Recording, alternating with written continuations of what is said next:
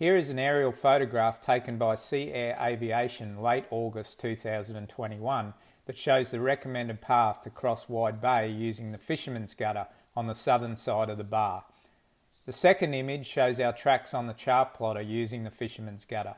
The most eastern track is the most recent and is the corresponding track with the following video, also filmed late August 2021. The Fisherman's Gutter can get very shallow and is recommended only for smaller craft. We only cross this channel when the swell is small and prefer a flood tide if possible. Like any bar crossing, it should be evaluated on the day and the captain is responsible for the vessel and the crew. This video is for information purposes only. Don't destroy what you came to enjoy.